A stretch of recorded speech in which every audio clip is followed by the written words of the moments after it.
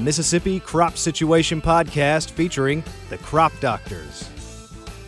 It's not supposed to be a surprise, Jason. You gotta have Good afternoon from the row crop it. short course and our continuing work into the platinum sponsorships offered by companies here.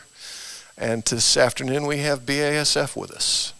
Kaylin Saul is our technical services representative? Is that the right words? Yep. Okay. Kaylin's our tech service rep. And then Andrew Stolte. Did I say that right, Andrew? Stolte, close enough. Stolte, We'll roll okay. with it, but I'm the new Stoneville rep for Northwest Mississippi here, primarily covering from Greenville up to the Tennessee state line, all along the river there. Okay. That's a good part of the state. It is. I'm happy to be there. I do too. Well, and we're happy to have you. I mean, it's good to have someone new. It's good then to put a name with a face, so when you call at some point, we'll actually know who you are. Thank y'all so much for the sponsorship. Y'all do a great deal for us, beyond the short course. We've always worked really closely with BASF, so we appreciate your sponsorship here and then your sponsorship of our programs on campus and elsewhere too, Tom and I being at Stoneville.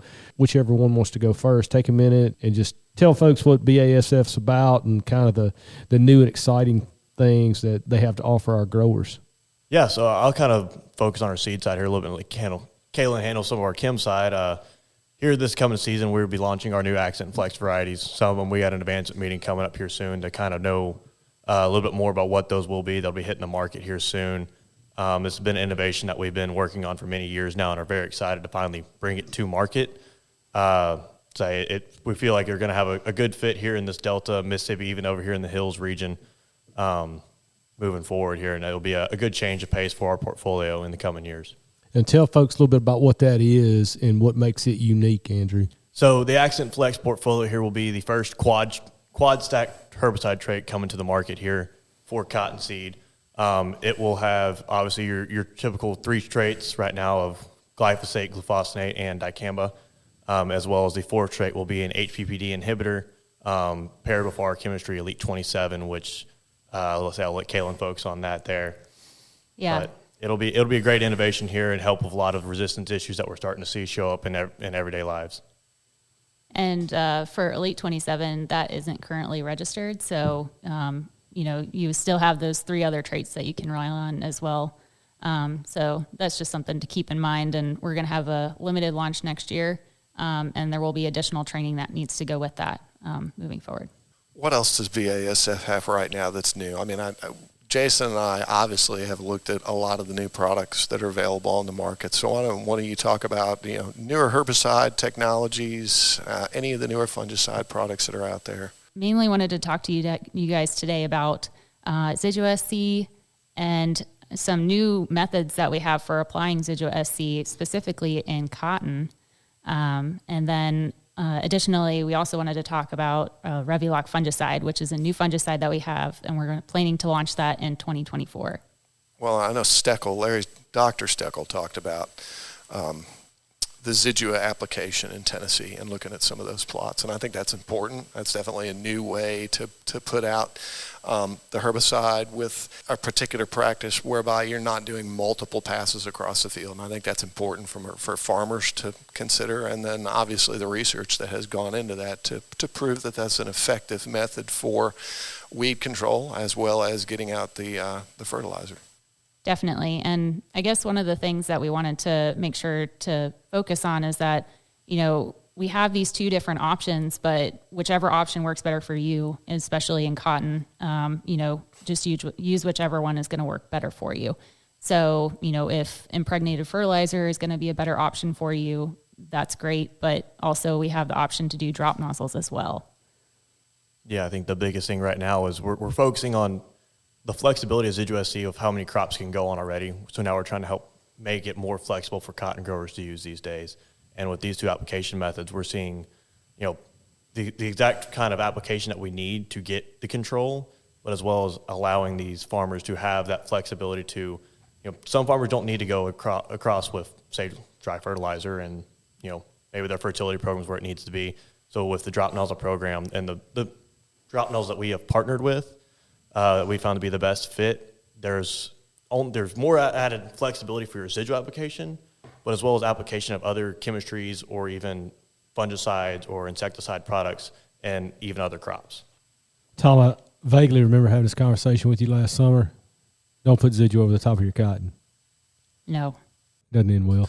No, I'm pretty sure we had that conversation. And that's the whole impetus for the impregnating on the fertilizer or the drop nozzles, obviously, is to keep it off the cotton canopy, because it is ugly, to say the least. And that's going all the way back to KIH 485 before BASF even had it. We sprayed some over the top of cotton. Like, ooh, don't do that.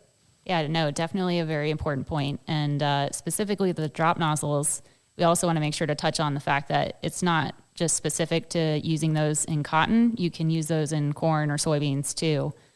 So it's very similar to a lay-by application that would be, traditional, but the drop nozzles are more rigid, and they have two nozzles that come off of it, and just allows you to get underneath that canopy, which is where we want it to be anyways, because we want it to get to that soil surface and then get activated and do what it needs to do.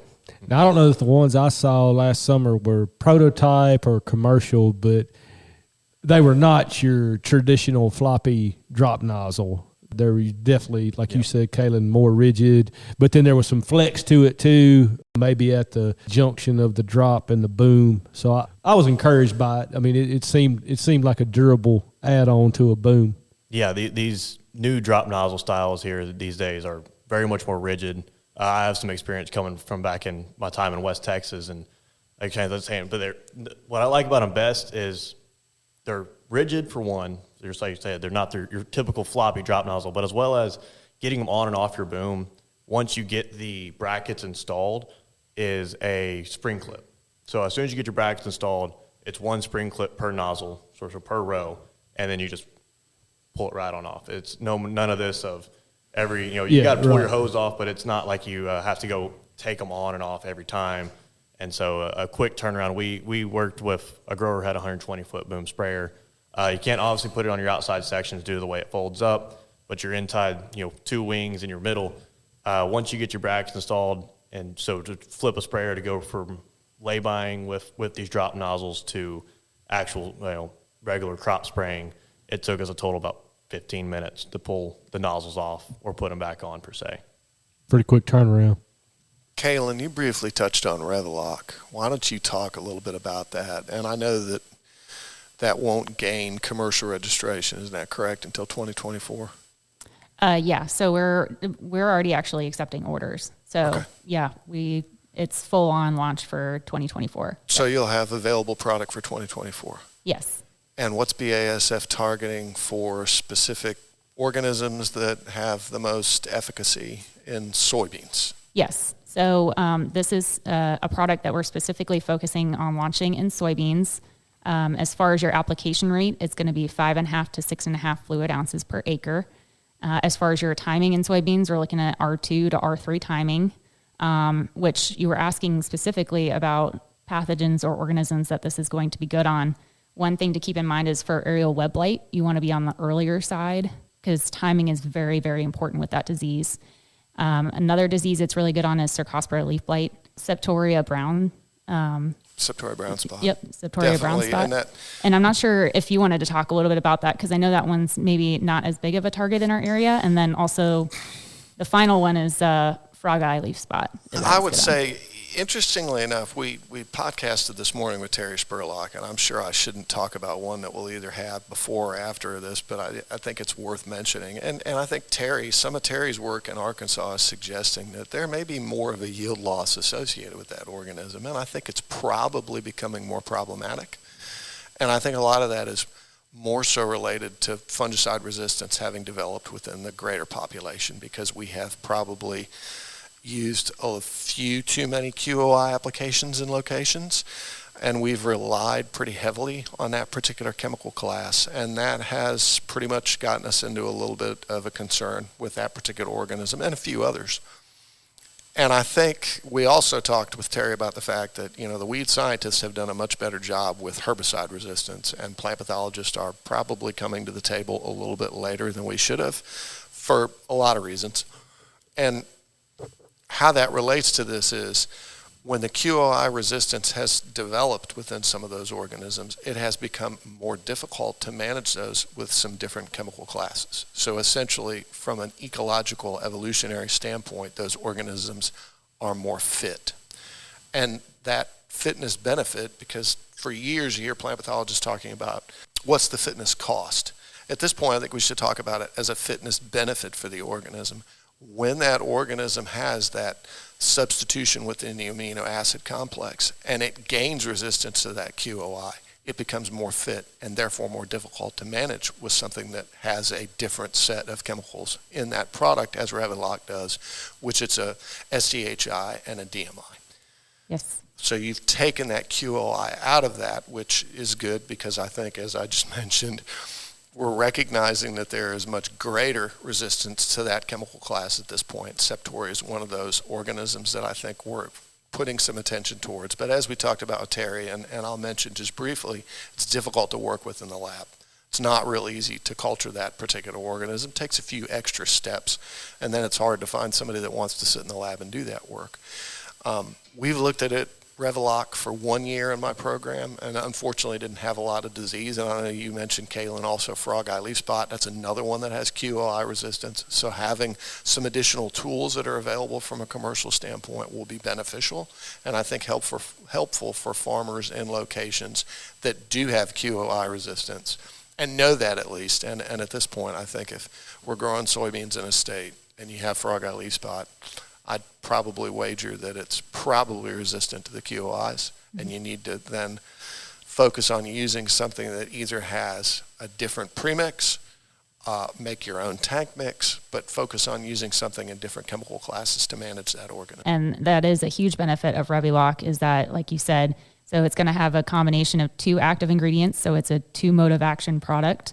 And it's got Revisol active ingredient in there, and then also Xenium active ingredient in there. But yes, it's very important, especially as you're talking about increased QOI resistance with these different pathogens, to have another option in our toolbox. And pretty much everything we've mentioned, you said, aerial web blight, there's QOI resistance within that particular organism, specifically in Louisiana, and I suspect in some other locations there is in Septoria in the population, Corynespora in the population, and I'm sure we probably would pick up a little bit of control in that particular organism as well with that product, and then definitely within the frog eye population. And that's, it's difficult sometimes because there's a lot involved in doing that work. We talked about with Terry that you drive down the road and see that we missed a Johnson grass plant. It's pretty easy to see at 70 miles an hour that we missed it with herbicide application. You cannot tell this with a fungicide, and if the fungicide has lost its efficacy against that particular organism, you got to have boots on the ground and in the field and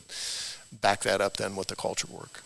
Definitely. And I guess another thing, that's part of the reason that we have specifically focused this product on being launched in the southern market, is because of the growing concerns regarding this resistance issue.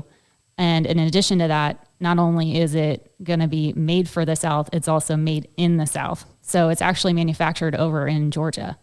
Where can folks go to find out more about what BASF has going on in Mississippi? We have this app that is called Grow Smart Live. And so anybody can go onto that app and look up information specifically about BASF products. We also have links to our labels on there. We have articles on there with agronomic information.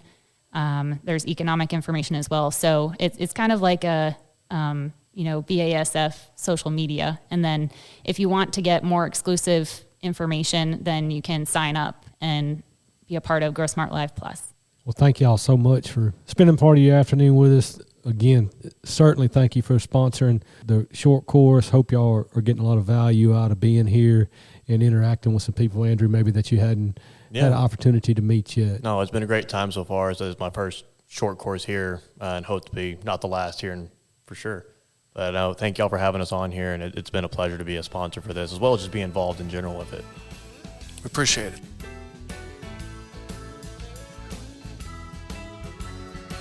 The Mississippi Crop Situation Podcast is a production of Mississippi State University Extension.